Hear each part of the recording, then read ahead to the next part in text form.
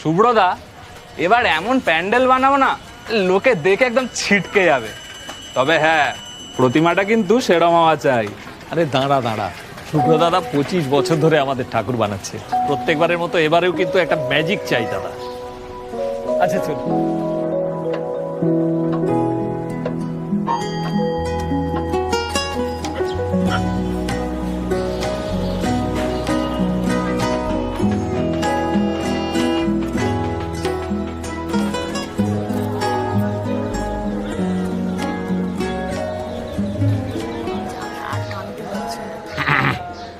আরে দাদা, এসে গেছো?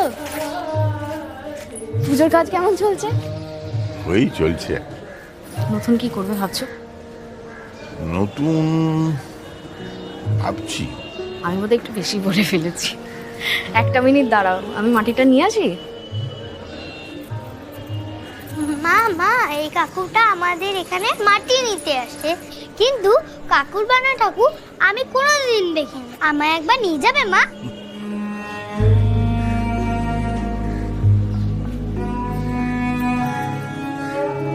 জানো না, আমাদের পুজোটা একটু আলাদা হয়।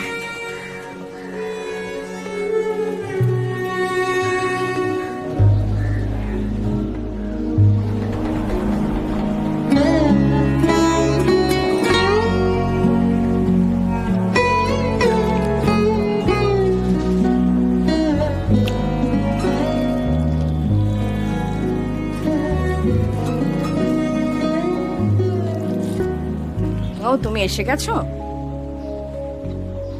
মাটি পেলে? হ্যাঁ, পেয়েছি। জিজ্ঞেস পর্যন্ত করতে হয়নি। তাহলে অন্য প্রশ্নটা করতে পারতে। কোন প্রশ্নটা? ঠিক ধরেছো।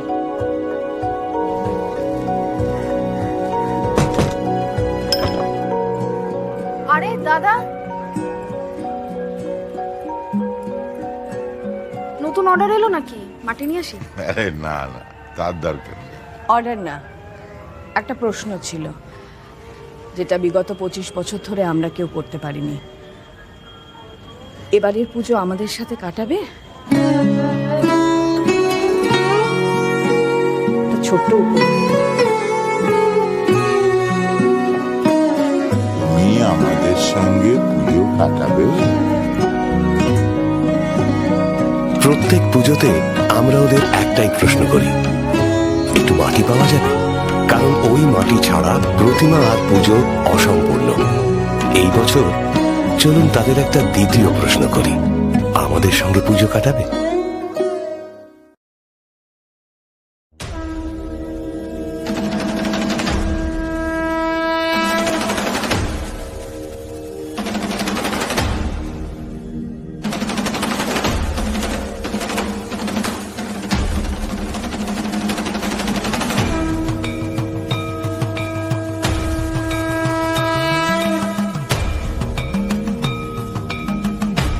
तो अभी आप लोगों ने एक बहुत ही खूबसूरत सा एक बंगाली टेलीविज़न कमर्शियल देखा, जिसमें यह दर्शाया जा रहा है कि वैश्या के घर से मिट्टी लेकर पूजा और मूर्तिकार, पूजा करने वाले पंडित और मूर्तिकार देवी दुर्गा का मूर्ति बनाते हैं, यह दर्शाने के लिए कि वैश्याएं भी महिला हैं, उनका भी समाज में सम्मान होना चाहिए। लेकिन जो गे बीम और जिहादी हैं, राइस बैग भी जो हैं और नक्सली, यह कहेंगे कि यह तो आधुनिक व्याख्या है। नहीं, यह आधुनिक व्याख्या क्या, शास्त्रिक प्रमाण भी है, प्राचीन प्रमाण भी है। इसकी जड़ें प्राचीन हिंदू मान्यता में है। तो चूंकि यह दुर्गा पूजा में तांत्रिक पद्धति बहुत विस्तार से है, और चूंकि यह जो मिट्टी वैश्या खाने से लेने का परंपरा तंत्रों से शुरू हुआ है, तो मैं पहला प्रमाण तंत्र से दूंगा। तो हम पढ़ेंगे रुद्र यामल तंत्र, उत्तर तंत्र 28.57।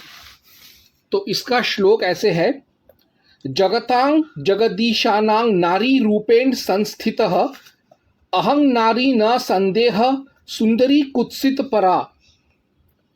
इस समस्त जगत की तथा समस्त जगदीश्वरों को की नारी रूप में ही संस्थिति है, इसीलिए मैं भी नारी रूप धारण की हुई हूँ, इसमें संदेह नहीं है।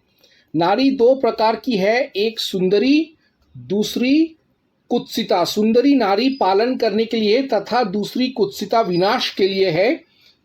यह तो साधक की भ्रांति है, अतः उसे दोनों में से शक्ति के स्वरूप का ध्यान करना चाहिए। पराविद्या मोक्ष देने वाली सुंदरी तथा कामचारिणी है, वही भाविनी है, वही भवानी है, अतः उसी पराविद्या का पूजन करना चाहिए। अर्थात इस श्लोक में यह दिखाया गया है कि चाहे नारी खूबसूरत हो, बदसूरत हो, उल्टा हो, पतिव्रता हो, सती हो, नारी हो, चरित्रवान नारी हो, चाहे किसी भी रूप में नारी हो, वह नारी जगदीश्वरी और पराविद्या देवी का रूप है। उसमें भी पराविद्या शक्ति देवी का अंश है, उसका शक्ति उसमें भी है। इसीलिए हम लोग वैश्याओं का भी सम्मान करने के लिए उनके घरों से मिट्टी लेकर बंगाल में मूर्ति गढ़ते हैं। ओम हनुमते नमः। उसी रुद्र यामल तंत्र उत्तर तंत्र 28.45 को हम पढ़ेंगे और देखेंगे एक और चीज। तो मंत्र कुछ ऐसे है, ब्राह्मणी क्षत्रिया वैश्या शूद्रा वैश्या च सुंदरी कुलभूषण समाक्रांता मानिनी नीति पिंगला। अर्थात ब्राह्मणी, क्षत्रिया, वैश्या तथा शूद्रा अथवा वैश्या जो सुंदर स्वरूप से युक्त हो, उत्तम कुल तथा उत्तम आभूषण से अलंकृत हो, मानिनी हो तथा अत्यंत पिंगल केशों वाली न हो, उन्हें दीक्षित कर उनकी पूजा करनी चाहिए। अर्थात यहाँ पर साफ साफ लिखा है कि वह सवर्णा हो, ब्राह्मणी हो, क्षत्रिय हो, वैश्या हो, शूद्रा हो, वनवासी हो, वैश्या हो, चाहे कोई भी हो, सुंदरी हो, कुरूप हो, अमीर हो, गरीब हो, हर नारी का पूजन करना चाहिए, हर नारी का सम्मान करना चाहिए, खास तौर से यदि वो वैश्या हो तो भी। इसीलिए रंडी घर से मिट्टी लेकर प्रतीकात्मक तौर पर उसे सम्मान देते हुए उसके पांव की धूली से देवी का मूर्ति गढ़ने का परंपरा बंगाल में है। ओम हनुमते नमः। अभी ये जो वैदिक हैं, आर्य समाजी हैं, पौराणिक हैं, मनुवादी हैं, वो यह कहेंगे कि भाई हम तंत्र ग्रंथों को नहीं मानते, तांत्रिक ग्रंथ इतर ग्रंथ हैं, इसलिए हम कैसे मान लें कि वैदिक समाज में चरित्रहीन औरतों को भी स्त्री का सम्मान दिया गया है। तो उसके लिए हम पढ़ेंगे श्वेत यजुर्वेद 30.5। उसमें यह मंत्र आता है, ब्रह्मणे ब्राह्मणं क्षत्राय राजन्यं मरुद्भ्यो वैश्यं तपसे शूद्रं तमसे तस्करं नारकाय वीरहणं पाप्मने क्लीब माक्क्रयाय अयोगुं कामाय पुंश्चलु मति कृष्टाय मागधम। ब्राह्मण को ब्रह्म कर्म, क्षत्रिय को वीर कर्म, वैश्य को मरुदगण को प्रीति पोषण कर्म, शूद्र को तपस्या सेवा कर्म, चोर को अंधकार, वीर को नारक, नपुंसक को पाप, खनिज को आक्रय, क्रय विक्रय, व्यभिचारी को काम तथा मागध को वक्तृता उपयुक्त है। यहाँ पर व्यभिचारिणी अर्थात पुंसचलु अर्थात वैश्या या रंडी को भी समाज का एक हिस्सा माना है स्वयं वेद में ईश्वर ने।